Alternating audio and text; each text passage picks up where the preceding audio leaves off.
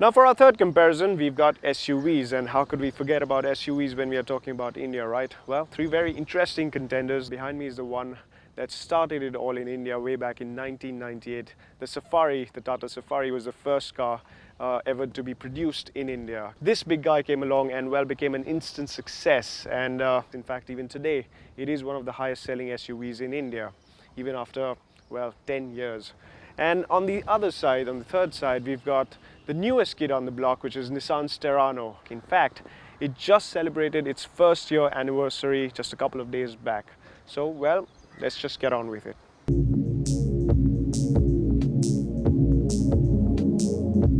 Let's begin with the most visibly European of the three designs, the Terrano. This prime example of platform sharing between manufacturers is predominantly austere with pleasing dimensions and functional curves that don't seem overdone. But put the three cars side by side and the Terrano is severely dwarfed.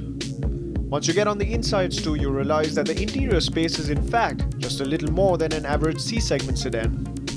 Nor is it anywhere close to being a 7-seater. The Terrano manages to slot itself in between the Safari and the Scorpio in terms of features, design, and build quality. Now, if you're probably wondering how this relatively small 1.5-litre diesel engine that makes about 110 PS of max power in its highest state of tune, well, how is it going to stack up against those brutes which make about 140 PS of max power? Well, wrap your head around this. The Terrano weighs about, well, half a ton, if not more, lesser than the other two SUVs, which gives it a very high power to weight ratio when you compare it to the others. And the lesser weight also means that it is also quite nimble. The Terrano is in fact not only the quickest of the lot with a 0 to 100 kmph time of 11.6 seconds, it is also the most fuel efficient of the three cars with an overall figure of 17.5 kilometers to the litre. The Terrano, which is the smallest car of this lot, is also the one that is the most car-like to drive. And I mean that in more ways than one. For example, you're not sitting as high as you are in the Safari or the Scorpio. The steering wheel is much more, well, lighter and manageable. The clutch is lighter, the gear throws are much more smoother and shorter. And well, it just feels like you're driving your average everyday sedan until you realize that, well, it is a car that can seat 5 people in a lot of comfort. Now, it's not a 7-seater, but then it's for people who don't really want the 7 seats.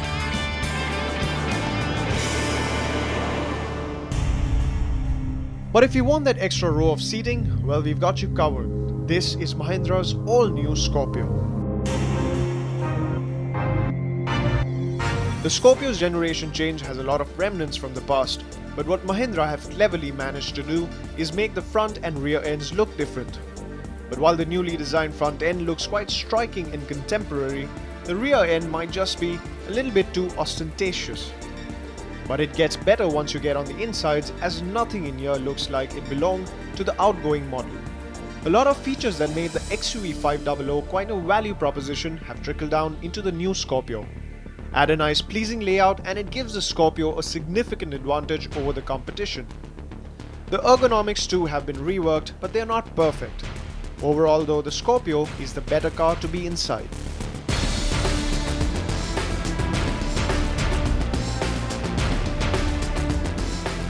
The new Scorpio runs the same 2.2-litre turbo diesel engine called the M-Hawk that makes 120 PS of max power and 280 Nm of max torque. Enough grunt to propel it to 100 km/h in a respectable 13.2 seconds while averaging an overall 14.8 km to the litre. But once we get the 4x4 version of the Scorpio in our hands, which is about 100 kgs heavier than the 4x2 model, these figures are likely to suffer for that extra 4x4 ability. Now, the other key improvement that Mahindra have made with the new Scorpio is the gearbox. Now, with the older Scorpio, the gear shifts were a bit notchy, wasn't really the smoothest gearbox around. But I think this upgrade has seen this gearbox become much more smoother, much more easier to manage. Even the steering wheel by itself has, well, the effort has reduced and it's much more smoother than before, much more direct and precise. And I think in terms of the entire overall driving dynamics, the Scorpio has come a long way. Now the question is, are the changes made to the Tata Safari way back in 2012 with the Tata Safari Storm enough to challenge this new Scorpio.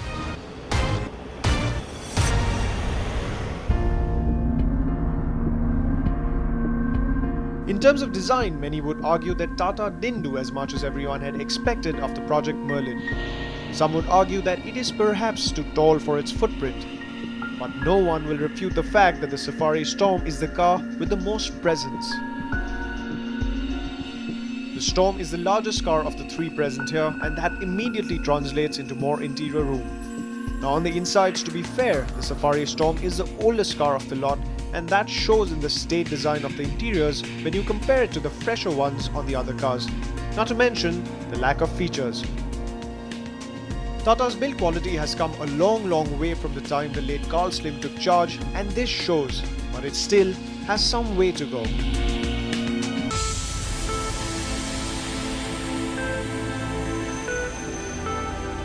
Now the Safari Storm is the taller, broader and heavier car of this lot, and you can feel that when you're driving it, it feels like you're driving a much larger vehicle. But this does translate into a lot of interior room, so you can be sure that 7 people will sit in absolute comfort. But when it comes to driving it, it's probably not the most nimble car on our roads. The Safari Storm has the numbers to its advantage with its 2.2-litre Vari-Core turbo diesel engine shelling out 20 PS more power and 40 Nm more torque than the Scorpio. But once again, numbers belie the actual performance as the Storm is the slowest to 100 in 15.9 seconds. The massive 2,650 kilograms gross weight also means that it is the least fuel efficient with an overall fuel efficiency figure of just 13.6 kilometers to the litre. But in the Safari Storm's defense, it is also the only car present here with a 4x4 system with the added weight of a transfer case and a low ratio gearbox.